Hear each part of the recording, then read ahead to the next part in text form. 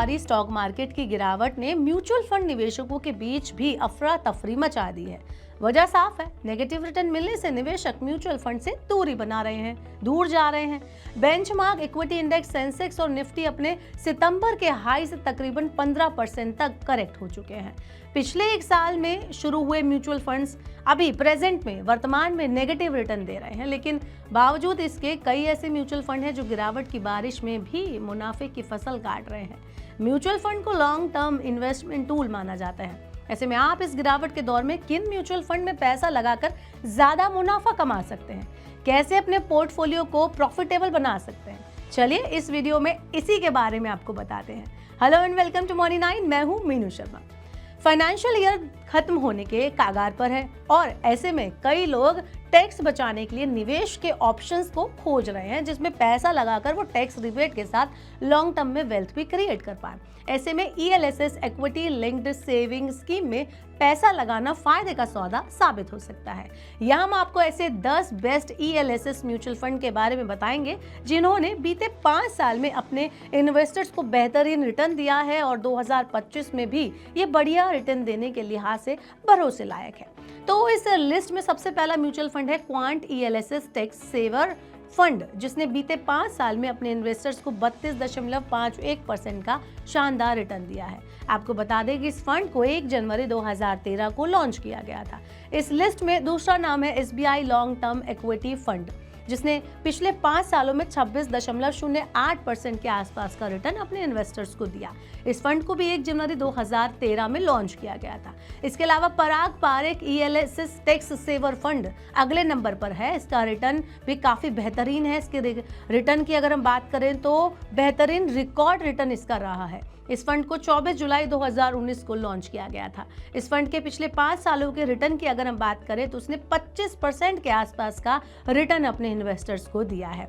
वहीं चौथे नंबर पर है HDFC ELSS tax saver fund.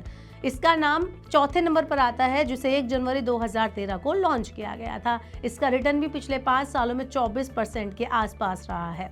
5वें नंबर पर हम आपको सजेस्ट करेंगे बंधन ELSS टैक्स सेवर फंड। इस फंड ने पिछले 5 सालों में 23.88% का शानदार रिटर्न अपने इन्वेस्टर्स को दिया। इस फंड को भी 1 जनवरी 2013 को लॉन्च किया गया था। छठे नंबर पर आता है हमारा अगला फंड, जो कि है DSP ELSS tax saver fund. इसको लेने की सलाह दी जाती है क्योंकि इसने पिछले 5 सालों में 23.04% का रिटर्न दिया है। ये फंड भी 1 जनवरी 2013 को लॉन्च किया गया था। चलिए बढ़ते हैं आगे 7वें नंबर पर है bank of India ELSS tax saver fund, जिसका पिछले 5 साल का रिटर्न 22.16% के आसपास रहा है। इस फंड को भी 1 जनवरी 2013 को बाजार में लॉन्च किया गया था। 8वें नंबर पर है Franklin India ELSS tax saver fund. आपको बता दें कि इसका 5 सालों का रिटर्न 22% के आसपास रहा और ये फंड भी 1 जनवरी 2013 को ही लॉन्च किया गया था। 9वें नंबर पर है Mirae asset ELSS tax saver fund. अगर हम इसके 5 सालों के रिटर्न की बात करें तो 21.78% इसका रिटर्न रहा। इस फंड को 28 दिसंबर 2015 में लॉन्च किया गया था।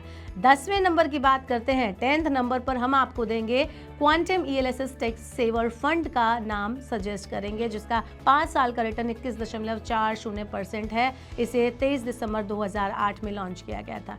ये सलाह पिछले 5 साल में मार्केट रिटर्न को देखते हुए दी गई है, लेकिन आप निवेश का फैसला अपनी सूझबूझ से और अपने फाइनेंशियल एडवाइजर की सलाह पर ही करें। इन स्कीम में निवेश के अलावा कई फायदे मिलते हैं। इक्विटी लिंक्ड सेविंग स्कीम में निवेश करने के क्या फायदे हैं, ये हम आपको आसान भाषा में चलिए समझा देते हैं। तो इन स्कीम में निवेश करने का पहला फायदा तो यह है टैक्स सेविंग को लेकर, और आप इन स्कीम के जरिए इनकम टैक्स सेक्शन 80C के तहत 1.5 लाख रुपए की डिडक्शन का लाभ ले सकते हैं। साथ ही इन फंड्स पर आपको कम अवधि का लॉक इन पीरियड मिलता है, जहां PFF में 15 साल और FD में अमूमन 5 साल का लंबा लॉक इन पीरियड होता है। वहीं इन फंड्स में ELSS में आपको सिर्फ 3 साल का लॉक इन पीरियड देना होता है। साथ ही आपको बता दें कि क्योंकि ये फंड्स इक्विटी में निवेश करते हैं, ऐसे में इन फंड्स पर लंबे समय में बढ़िया रिटर्न मिलने की उम्मीद होती है और ज़्यादा उम्मीद होती है। वहीं इसमें छोटे से छोटे अमाउंट को निवेश करने की आज़ादी आपको मिलती है। ऐसे में आपको निवेश के लिए कोई मोटे फंड की ज़रूरत भी नहीं होती। वहीं इनके रिस्क इसकी अगर हम बात करें तो क्योंकि इसका रिटर्न मार्केट की परफॉर्मेंस पर डिपेंड करता है, तो मार्केट में गिरावट अगर आती है तो आपका जो ये फंड है वो नेगेटिव रिटर्न भी दे सकता है। वहीं इस निवेश पर आपको एफडी और पीपीएफ की तरह फिक्स रिटर्न नहीं मिलता, लेकिन लंबे समय तक इन फंड्स में निवेश करने से आपको बेहतरीन रिटर्न प्राप्त हो सकता है। बाकी अगर आप इसमें निवेश करना चाहते हैं तो एक बार फाइनेंशियल एक्सपर्ट की सलाह ज़रूर ले लें। कैसा लगा आपको ये वीडियो? आपका इन फंड्स के बारे में क्या कहना है? आप कहाँ इन्वेस्ट करना चाहते हैं? आप हमें नीचे कमेंट बॉक्स में बताएं और ऐसे और वीडियोस के लिए देखते रहिए मनी 9।